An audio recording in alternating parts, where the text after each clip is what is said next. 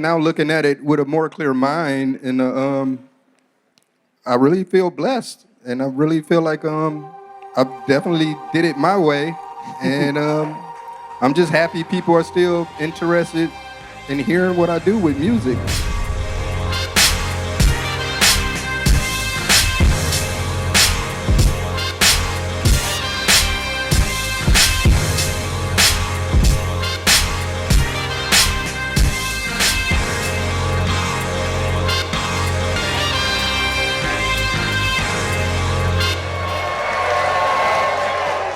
Thank you all for coming through. And yeah, I would like to bring out a guy who really needs no introduction. He is, one of rap's most dynamic personalities, one of the best songwriters in music, full stop, an incredible podcaster and TV show host, none other than Danny Brown.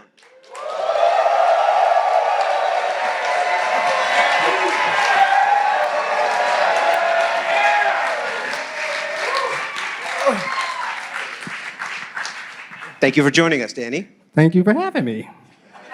Oh, and I forgot to mention, an Austin resident as of the last couple of years. The album is called Quaranta, and it's obviously a bit of a bookend to the XXX album, which you dropped when you were 30. And that album really was all about you putting it all on the line in order to make it, right? And it struck me as very interesting that the first line of this album would be that rap saved your life, but it also f***ed it up. And I'm curious, how has this 10 years changed your attitude towards success? Now I think back then, just getting on at such a later age, I kind of almost felt like I was like bitter a little bit. So I think now, so I always felt like, I should have been on, like, motherfucker. So I felt like motherfuckers owed me something, But now, I think now I'm able to embrace it a lot more and just realize how blessed I am, 10 years later, because it's 10 years in rap is like 100 years or anything else, to be honest. Like some motherfuckers don't make it past one song. So just to be able to be 10 years later and people still wanting to hear my shit is a blessing to me. So I just embrace it. Now I'm just happier now about it, And in what ways did rap f*** your life up? I guess in some sense just the ego. Just being able to starting to have that ego, starting to believe your own shit, because at the end of the day is, rap could be a bit like wrestling in some sense. I'm Danny Brown, but at the end of the day, I'm still just Daniel, But I started believing I was Danny Brown for a minute, you know what I'm saying? It didn't know how to be Daniel no more.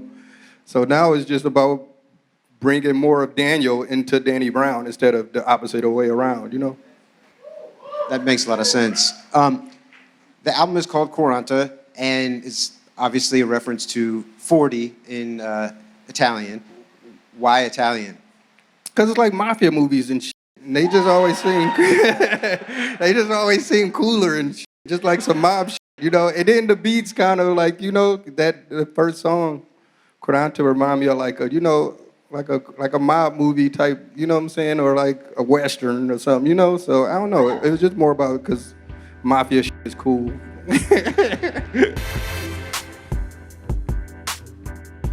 Best ideas come from other people. Just getting influenced by stuff. So I like to study a lot of older music or stuff. Like they say, nothing new under the sun in some sense. So you think you come up with the coolest idea in the world and somebody did it 30 years ago, So just getting influenced by other things, I think. But it don't necessarily have to be music. I can get influenced from a video game,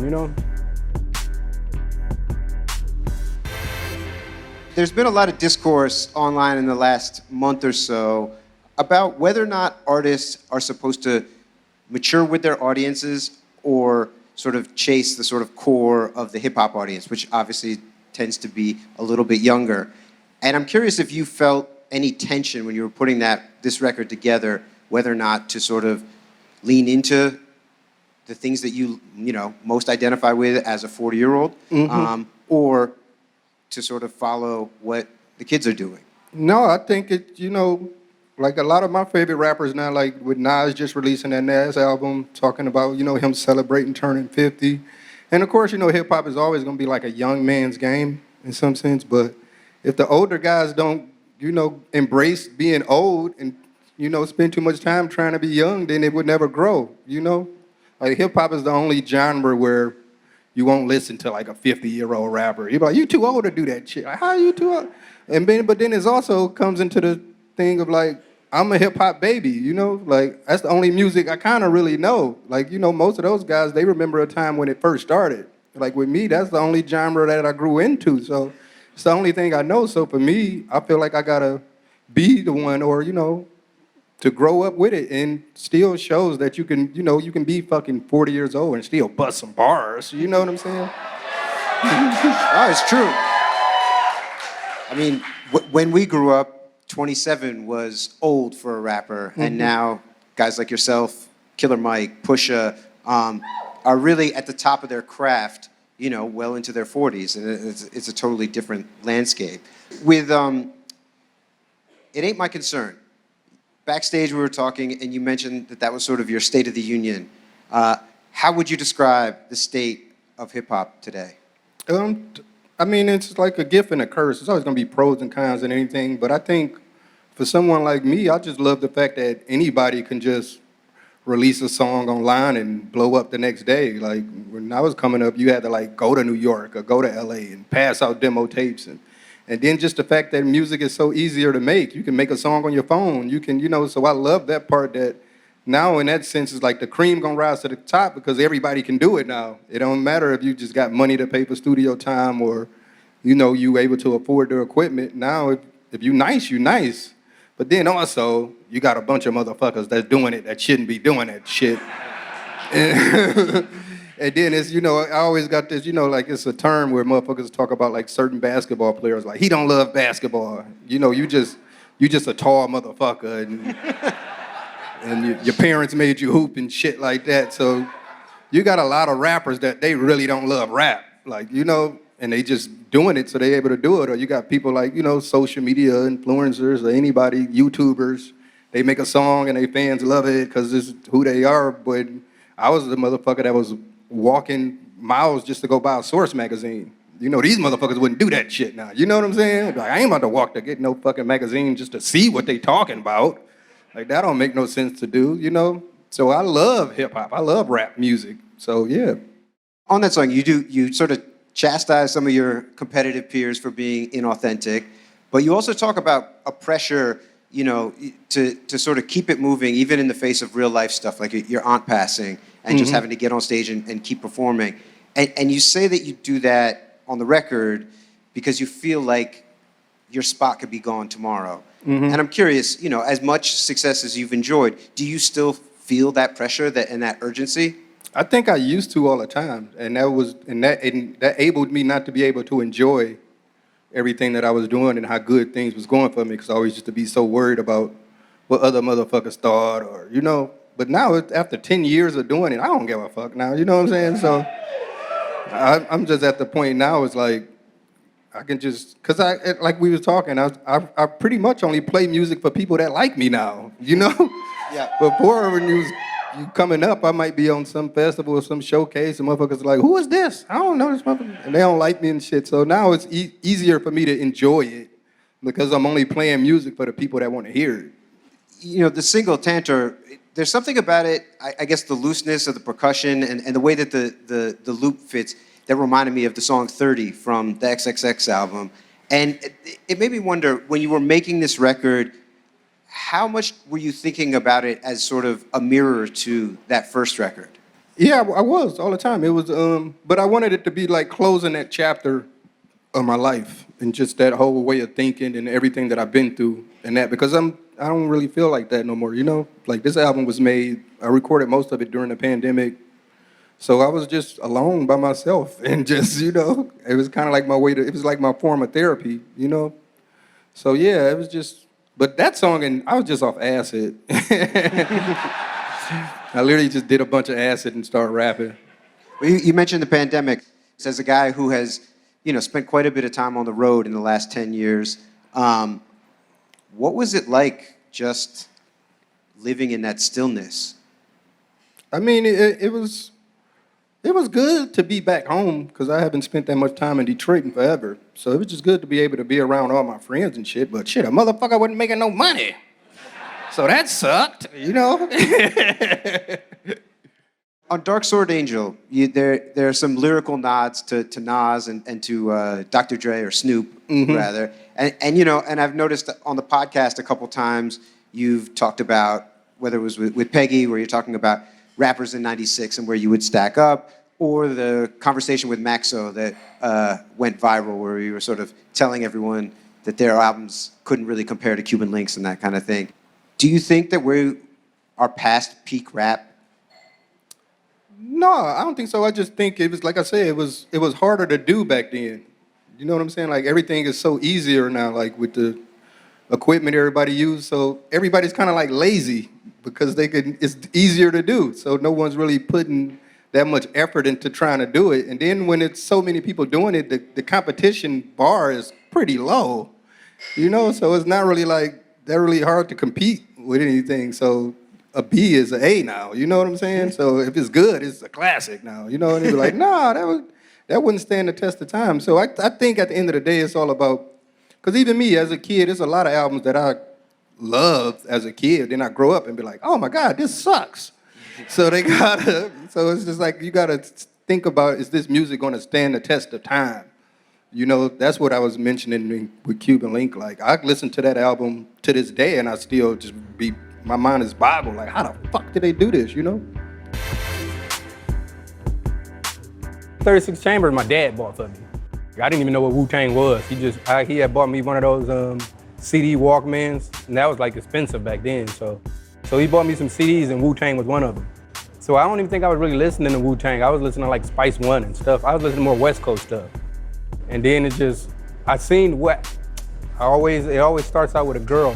There was a girl in my class from Syracuse, New York. She would always sing the Method Man song, and I kind of liked her. So I listened to Wu-Tang. So I wanted to, you know, try to get her to like me back a little bit. So that's how I started. But then I realized, oh, this is actually dope. Since you put out the XXX album, you know, streaming has really come into its own, and I think it's changed the way a lot of us consume music and sort of move people out of the album format, and, you know, a lot of people live off sort of playlists and singles and stuff. Has that changed the way that you think about the music that you're creating at all? No, not at all. No, but I mean, because that's like we were saying, like a lot of artists, they just feed in the algorithm. And they just, you know, they always got to put something out so quick because, like I said, it don't stand the test of time. It's not going, but I take my time and I take years to make these albums and stuff. And I just feel like if you ain't really got nothing to say, then eventually you're going to have to keep talking for motherfuckers to listen. But I feel like I got something to say, so it's going to take a minute for somebody to sit around and, you know, let it resonate with them. What is it that inspires you to keep working? Like, are there people that you listen to, or different things that you're checking out, or is it just life experiences? With rap, in general? With rap, I feel like it's a God-given talent. Like, a lot of times I write raps and I be like, man, I don't know how the fuck I came out. I'm goofy. Like, I definitely didn't do this. It's definitely a higher power I need to be believing in. So I feel like, man, as long as I got the ghostwriter upstairs, keep busting them bars for me, I really don't have a choice in it. I got to do it as long as he kicking the flows. You know what I'm saying? So it ain't mine to stop. It ain't mine to give away. It's up to him. So as long as he keep coming with that shit, I'm going to keep saying it. That's awesome. Each of your albums has had a very sort of unique and specific sound to it. The beats are always different. What is your process to arrive at each album's sound? I can't take no credit for that. It's just mostly, with this one in particular, just because I was saying I was making it like, you know, a XXX Part 2 in some sense, even though I hate calling album sequels because the sequels are never better than the first ones. But I wanted just to work with all the producers that I worked with on that album. So I'm kind of producer-driven in that sense. So, you know, I just have the blessed opportunity to work with a lot of cool producers. And, you know, I guess I'm just good enough to rap to their beats, too, you know. A lot of them are a little difficult for the average MC. You know, Yes. me and Peggy always had this joke. We like the dark souls of rap. You know what I'm saying? Our music is like Elden Ring. You know, a lot of these rappers, they making Fortnite albums. You know, it's gonna be hard. It's hard. You know. Was this record done before Scaring the Host? Yeah, it was already done when you get scared in the hose. Oh, wow. So when was the recording for this? Like I said, most of it was during the pandemic, Like- but like we did a lot of post stuff, actors. Like so, like if I played you the actual demo versions of the songs, it sound like me with an acoustic guitar, you know. So these are like when the band came in, you know what I'm saying? YBP and Jen's Terrific Vacation are sort of additions to your canon of great songs about Detroit. How has your relationship with the city changed over the last 10 years or so?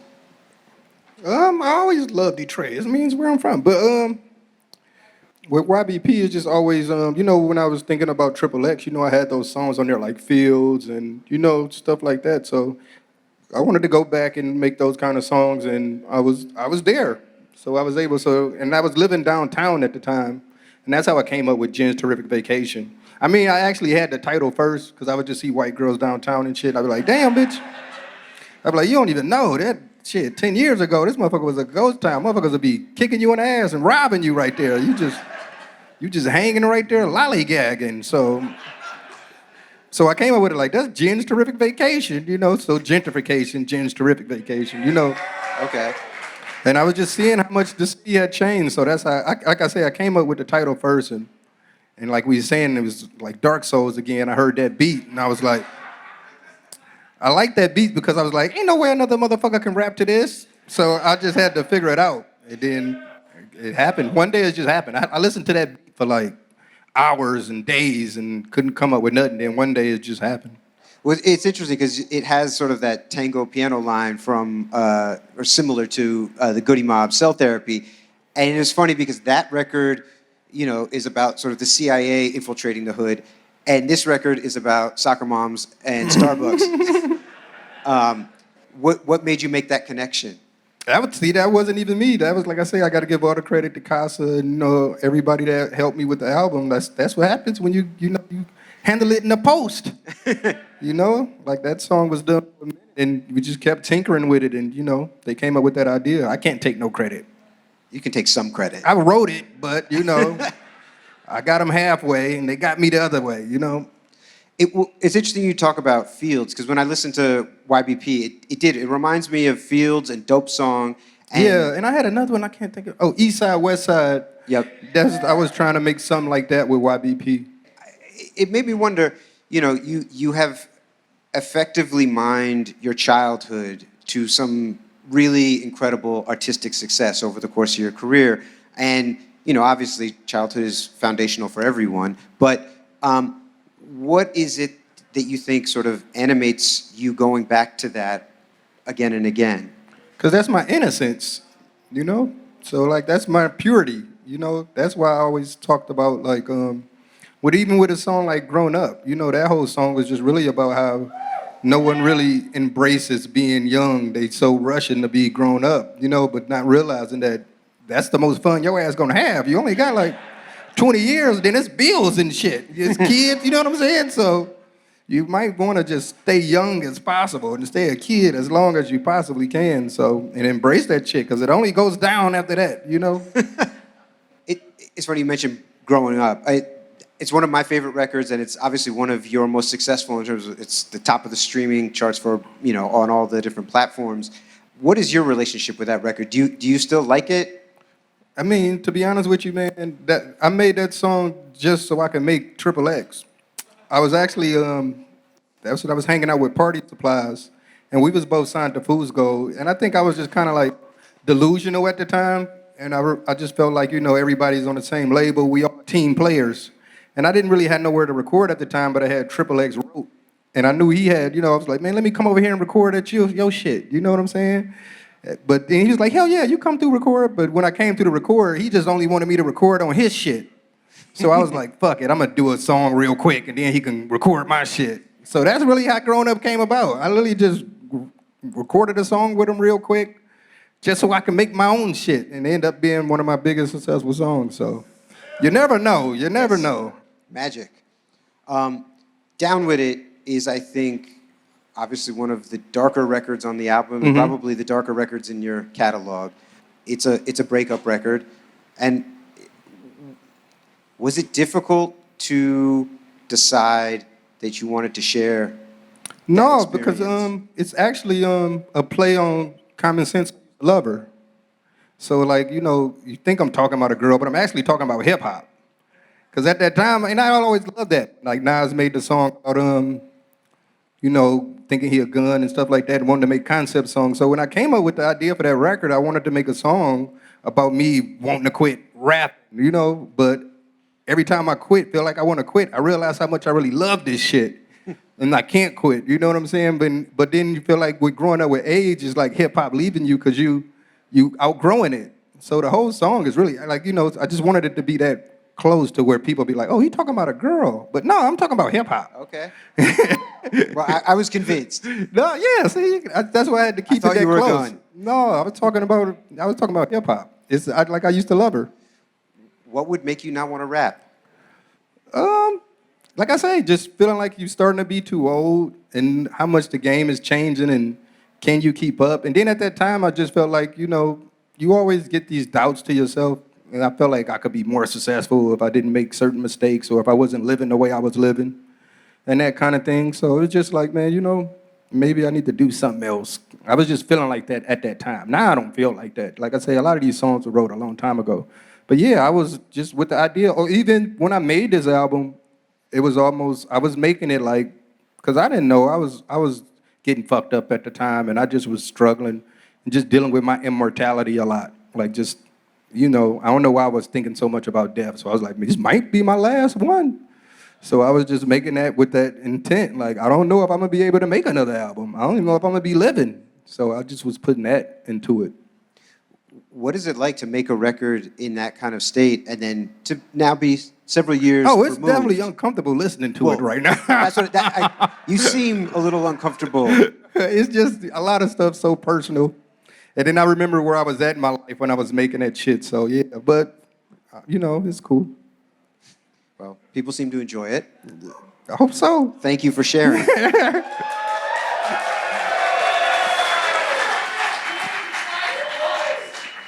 There aren't a lot of collaborators on the record, other than, of course, the producers. But you chose to put a spotlight on Mike, you know, a new artist that has gained a lot of momentum in the last, 12 to 18 months. You know, what drew you to him, and what made you decide to put him on there? Because just like we were saying, just a lot of people don't really love rap, and I could just tell through him that he loves rap, and he's one of the younger guys too, and it's like, and I really feel like he's not a person that's like chasing trends. It's like he's doing what he want to do and how he want to do it, and he wears influences on his sleeves as well, but still having a new take on it. So, and I really just love everything he got going on. His new album is dope. I've been listening to that, and he's just he's lyrical as fuck. He's one of those type of guys. Like I say, it's a Dark Souls kind of thing, man. You got to really. I'm sorry I keep bringing it up, but y'all know I love. He's an Elden Ring kind of guy, man. And you really just gotta. Mike is one of those guys that if you can listen to him and not hear him. What do you mean? Or reverse. Like you can hear it but not really listen to it. Like, you know what I'm saying? Like you can put them on and just listen to it, but if you really just give it your undivided attention and just listen to what he's saying, it's a lot of jewels in his shit, Yeah, I'm saying that in the sense of like you just can't play him and not pay attention and understand it. You're gonna have to play that shit and listen to him bar for bar and be like, oh, this is a bad motherfucker right here. But if you just playing him and not really paying attention, you ain't gonna get it. No, absolutely. I definitely was surprised when I saw the track list, given the character of Danny Brown, to see a song called Celibate. And I'm curious, was that just sort of like a troll move? I mean, actually, no, it's just one of those times. I think a lot of times I come up with bars in the shower. And I was just in the shower, but it was a joke to me because when I said it to myself, it was a joke. I laughed at it, but it was because Cameron used to always do that kind of shit. where we'll take one word but put different meanings on it and keep saying the word. He'd be like, damn, you gonna rhyme that again? So when I said it, it was just me, like, I think I was just joking around, rapping like Cameron, but it ended up being so dope to me that I was like, no, I'm gonna use that shit. Fuck that shit. Ideal environment to create in would be probably just alone. I don't feel like I could, when too much stuff's going around, too many people around, but when I'm just alone by myself, so anywhere that I'm by myself, especially like a good rainy day like today, by myself alone in my room, I'm good,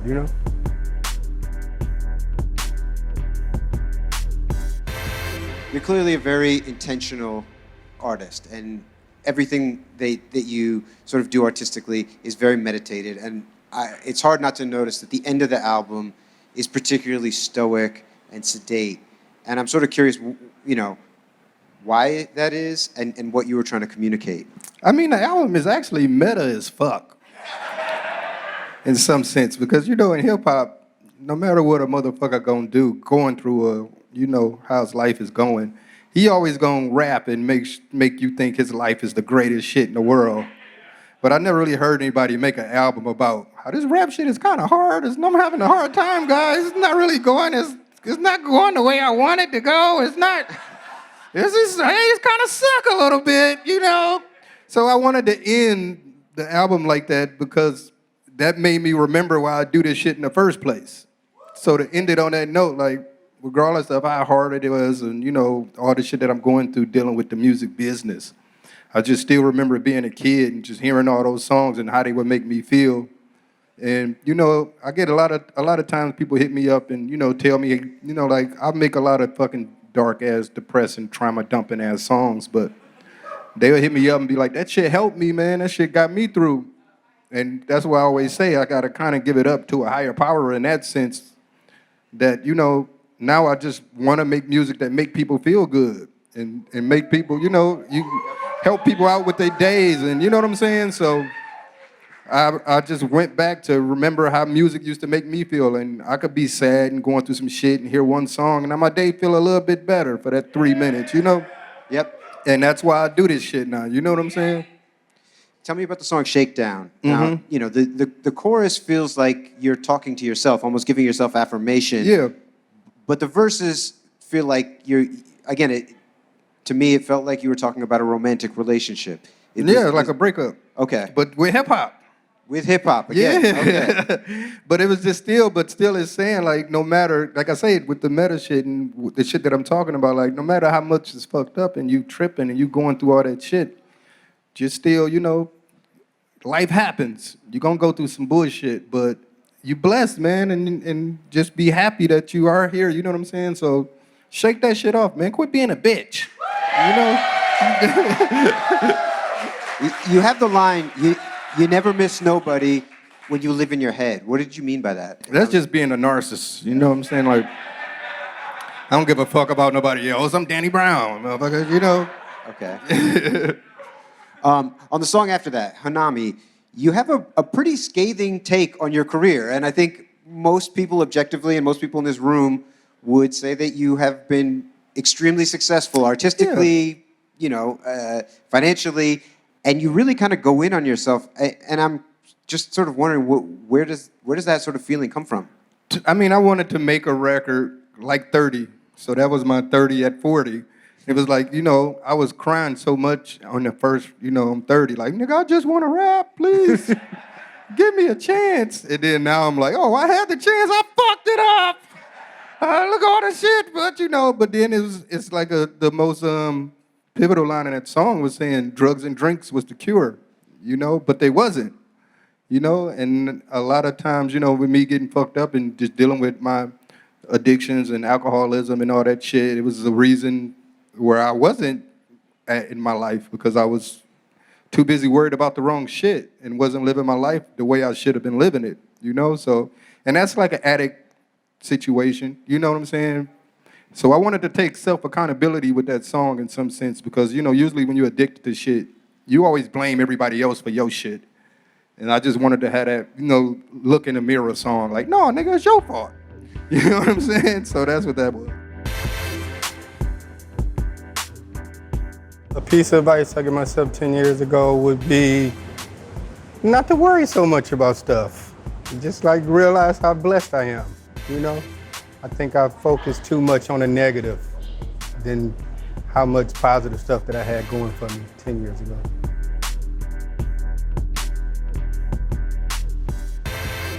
Does it feel like the goalposts have moved? You know, on 30, it was just about getting on, and now clearly, you know, you're sort of like scrutinizing the, you know, every part of your career. Yeah, because I had that thought of like, like me being successful in the music industry and all that, and it's like, but I always wanted to be like artistic and experimental and make these songs and shit like that just to please myself in some sense. But it's like, no, you in the music business. And I had the chance where I could have made those poppy records and done some shit like that. And maybe people wouldn't be hitting me up for light bills and I could help them and shit like that. It's like, by me wanting to be so cool and make all this experimental music that don't sell records and shit, and I'm not able to take care of my family the way I want to, So it made me feel sad in that sense. Like I failed. I felt like a failure, Really? And how did you work through that? I haven't worked through that. Buy Quaranta so I can work through that. Well, on the song, you talk about sort of, that if you don't rap, you don't eat. And it's interesting because I was watching an interview that you did recently where you talked about also writer's block being sort of when you try too hard. And I'm curious, how do you navigate that feeling of like, I have to do this in order to live and to provide for myself and my family, but also I can't fake it. Yeah, but it still all goes back into my addictions and stuff. Because when I was like, just deep into that, I was more focused on that than I was actually my career of music. And it was almost like me making music was like let me just get this shit over with so I can go get fucked up, But now, since I've been sober and clean and everything, I fell back in love with it. So now I really like enjoy the process. And it kind of sucks when your hobby becomes your job, because it was just meant for you to have fun. But now I'm back to having fun with it again. And I feel like that's the American dream in some sense, to be able to make money off doing something you love that you're having a good time doing. So now I'm just back to having fun again, It's beautiful.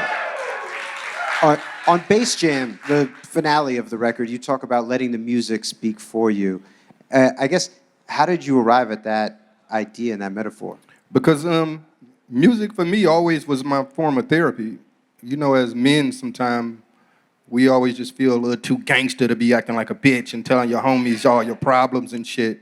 So I could be going through a lot of shit, and you probably could tell, but I wouldn't talk about it. And the only way I would talk about it is I would just put it in music. Niggas be like, oh, you really sad, huh? So that's my form of therapy, I was seeing a therapist. I stopped doing that shit because I got tired of spending money to tell a motherfucker all my business. I was like, man, I'm cool with that. I understand that. I just meditate or something, That's free. Meditation is free. So this is the end of that chapter of your life. Yeah. Now that it is all netted out and you look back at it, how do you feel about it all? Now it's like I said, now looking at it with a more clear mind, and I really feel blessed, and I really feel like, I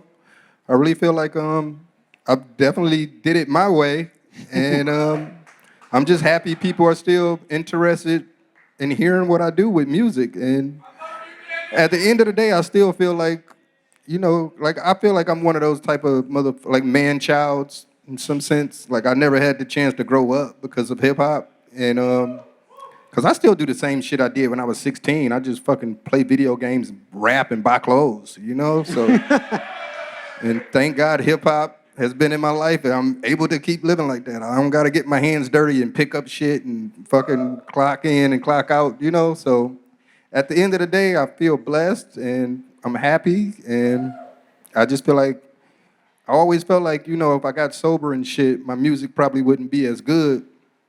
And, everybody was expecting this sort of wild guy living up to that persona and shit. But since I've been sober and been making music, I realized, no, nigga, that shit just in you. You a beast.